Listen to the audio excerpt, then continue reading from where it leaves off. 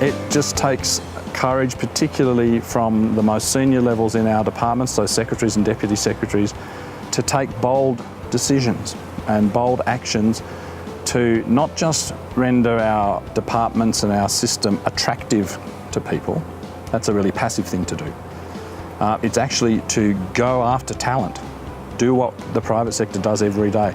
Identify talent and pursue it, and to actively target and recruit bright, clever Indigenous people, and to do the things that are necessary to change the ways we do things, particularly in recruitment, to make that happen. Ignorance often comes in the form of, sometimes it's a Māori problem. Actually, I contest that proposition, and in the social sector area I say it's a circumstance problem, to which there are a number of Māori who experience that circumstance. That may seem quite simple to change mindset that it's a Māori problem to being a circumstance problem, but I've seen when people have understood the circumstances that people live in, have a bit of context about why they got there, and of course there's some personal responsibility in that's helped to overcome an ignorance of why things are in, circumstances are the way they are. I don't think the structures we have, which we have had since the 1967 referendum by and large, I don't think that they've worked. We've dabbled our toe with a couple of things, not the least of which was ANZSOG, but certainly by no means not the only thing, and not just Aboriginal representation, but how do we structurally set this up within government? I think that needs a good hard look.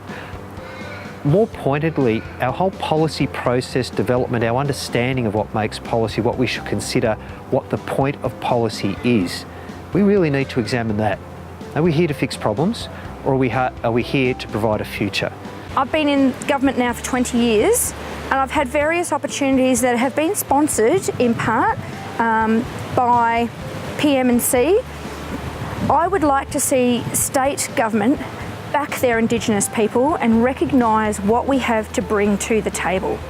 And I think when you're looking at heritage, land, you're looking at fisheries, not just the stereotypical education, health and judiciary system, but every industry that's out there in government can be influenced for the better by Indigenous people bringing to the foreground what they do best, and that is seeing things differently. It's not just making room in our institutional world, here's a little spot for the Indigenous people.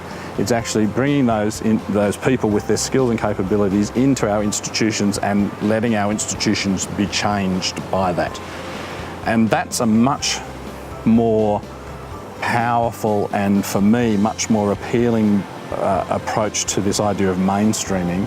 Now, we talk a lot about gender bias, and I think we have Māori bias too, where there may be some preconceived ideas or attitudes that we all have to work on, because I'm sure that from time to time I have an attitude of some of my colleagues too that might bring my bias about their way of thinking.